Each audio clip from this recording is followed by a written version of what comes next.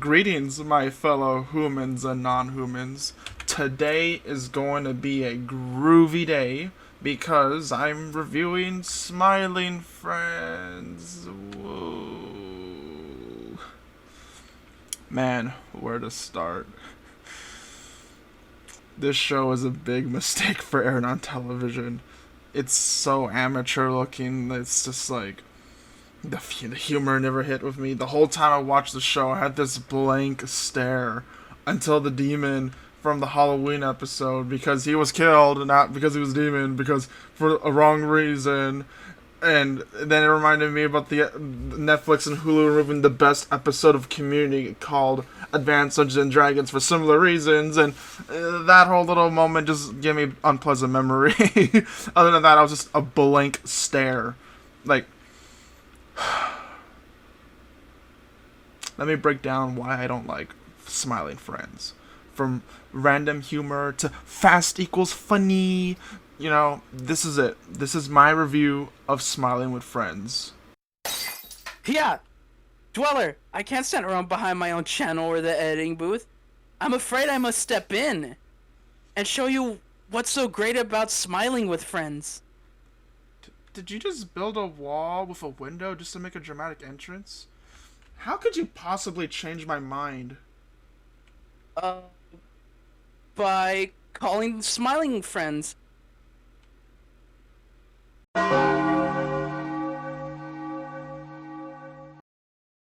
Look, Pim, I know it's our job to help this guy and everything, but I think this guy's a lost cause. He's obviously made up his mind. Why don't we just cut our losses and get out of here?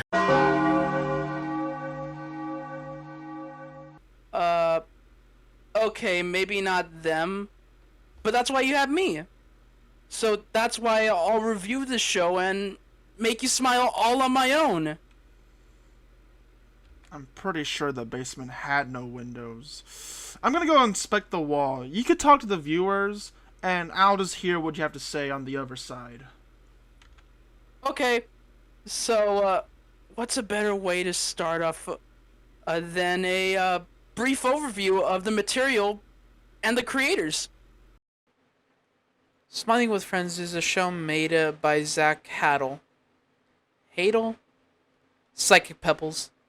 It was made by Psychic Pebbles and Michael Cusack. Now that we got that out of the way, Smiling with Friends has a simple premise of two workers that just need to make people smile. The comedy lies within the absurd journey they take in order to make some people smile, whether it's metaphorical or a literal journey they need to take in order to make some people smile. The characters Pim and Charlie are hilarious, with their dynamic being based on opposing viewpoints. While Pim wants to help with momentary distractions that keep you from thinking of the harsh reality of life, such as riding a roller coaster, meeting friends, spending time with family. But that doesn't really make me feel better, and doesn't really change the fact that Dweller doesn't like the show. Is all this for nothing? What? Is all of this for nothing? No. No.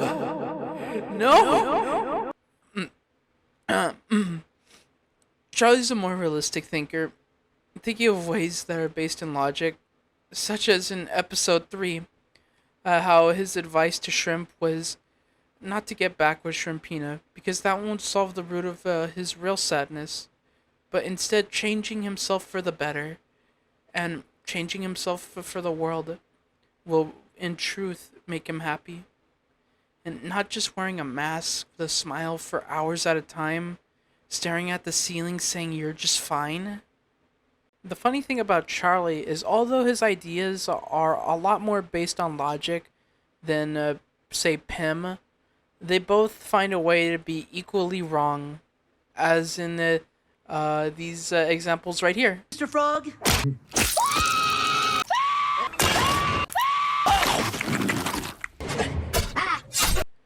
That takes care of our main characters, But the side characters, such as the boss, who is weird, but he's a funny guy who always leaves off his conversation with something weird. Alan, I guess we won't have to worry about him because his screen time got reduced from the plot. But he's a very organized and professional worker with some funny quirks. And Glep. Glep is. Well, he's Glep. And let's not forget Smormoo! Da da dee da doo da dee da. Oh, he's dead. No! I was generally excited to see a new Smiling with Friends member and what dynamics they could have brought to the table. Also, I found some plastic bags with some nail boxes and a receipt from a hardware store. Uh. The comedy comes from the show itself. Like, a lot of the things are funny, and there are a lot of things in the show that will put a smile on your face. And if you're looking for some groundbreaking writing that will knock your socks off, then this isn't really the show, if I have to be honest. The jokes are basic, but they work. Simple comedy and simple writing isn't a bad thing because of the reaction, the sound design, and the backgrounds more than make up for it. Such as the famous meme where the joke starts with them under the impression they're going to see a kid. That's step one, leading you in.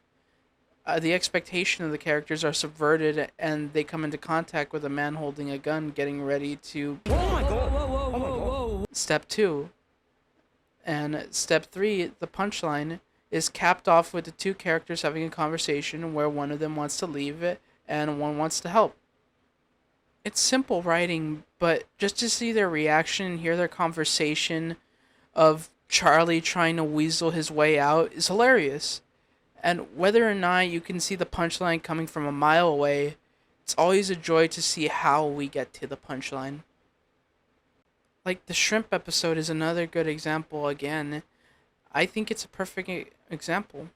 Whether or not you knew Jennifer was in Shrimpina, it was a blast seeing the in-between because they filled the in-between with a lot of gags and background events. Like, look at all these characters. And let's not forget, this episode had Smormoo. This episode had Smormoo. Never forget Smormoo. May he rest in peace. Another episode that I love is the Frowning with Friends episode, where their sole premise of the rival company is just pure gold. They are a company that's sole purpose is just to make you sad. And let's not forget DJ Spit, whose appearances are just magical. Like, the absurdity of them escaping a gunpoint from DJ Spit just to have Mr. Guy, another unrelated character, turn into DJ Spit with no setup so that they have to escape gunpoint again. It's magical, and it just puts a real big smile on my face. This episode leads to 3D Squelden, where we have one of the funniest back and forth with Pim firing back at the Frowning Friends' remarks with hypothetical situations, and then the Frowning with Friends making everything checkmate with the fact that the Earth is running out of helium and will inevitably make 3D Squelden's dream of being a balloon maker pointless. The reaction that Pim gives is also priceless. By the way, that helium thing is actually real.